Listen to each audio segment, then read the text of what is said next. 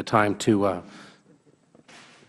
be before our committee, and you had identified at the outset of your comments that one of the things that you would do is to try to be responsive to any comments that were made by the gentleman who testified before you. He raised an issue which was a question that I think your general counsel was looking at, the right to conduct an audit of the exit of banks from TARP. Is there any reason why that should be a question? And what is your position as to the authority of the Inspector General to audit that particular process?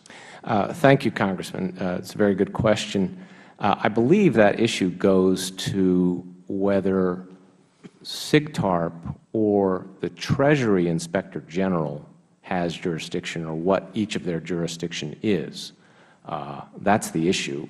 In my capacity, I respect that both are entitled to their opinions, and I defer to the judgment of the General Counsel as to the proper jurisdiction between them, and that's what is going on. Okay. Well, you have a willingness on the part of SIGTARP to engage in this particular activity. If it's determined that the Inspector General from Treasury is the entity by you, are we assured that the Inspector General from Treasury would conduct that same audit?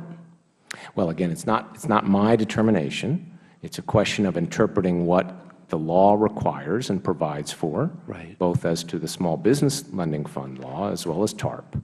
And I would say that I think both the Special Inspector General's Office and the Inspector General's Office are very, very excellent operations that have conducted thorough audits, and I'd be happy to work with both of them as we have. All right. Well, thank you. Well, then I understand that's a little issue that will have to be resolved, but it'll give us a chance to follow that. And I thank you for your observation, because I didn't understand why there would have been any reluctance.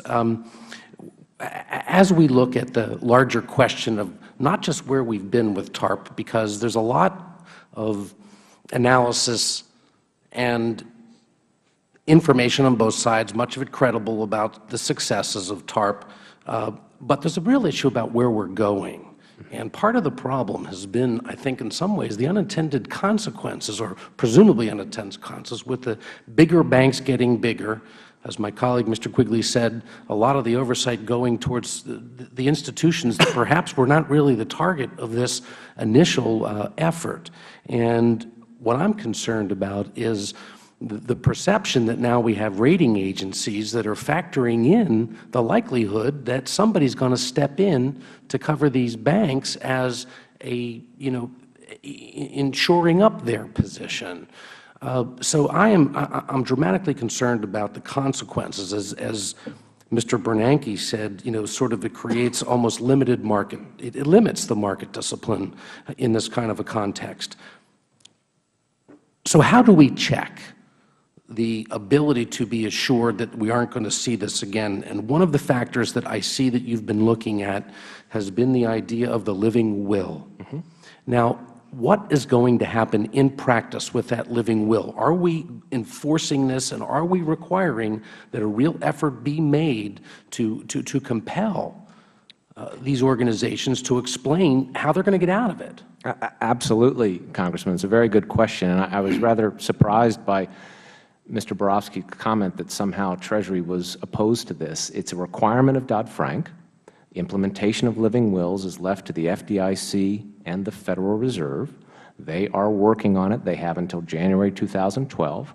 But it was part of the original proposal that Treasury made, and we've backed the concept the entire time. But you're absolutely right that that is a critical tool, and how thoroughly that is enforced, I think, and how thorough those plans are will make a critical difference. Let me just add also, in terms of the rating agencies, they are obviously watching this very closely as well. They should. But I think, again, they've made it clear that what they're doing is monitoring it. They're seeing how we develop. But they're factoring in. I mean, they're not just Absolutely. monitoring. They're making calculations, and the calculations they're making is that we're rating these banks, giving them a preferential position with respect to the rest of the market based on their confidence that effectively somebody else is going to step in. That is correct, and they're doing that worldwide. But they've also said we are closely monitoring the situation to see how these resolution regimes are implemented and to see if there is the political will to ensure that there aren't bailouts in the future. What would that political will take? What should be requiring of them in order for them to be able to pass the scrutiny of that living will analysis?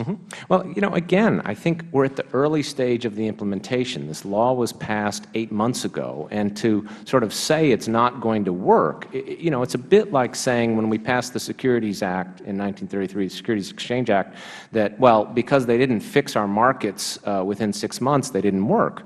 In fact, we set up the SEC. We took a lot of actions. We now have the most vibrant, robust capital markets in the world. It's the same thing as saying, well, we passed the Civil Rights Act and it didn't end discrimination overnight. There is some time needed to implement these things. We are busy working on it. It involves many, many agencies, not just Treasury. And I welcome Mr. Borofsky's suggestions if he has suggestions on how to implement it, but I haven't heard any specifics. Thank you, Mr.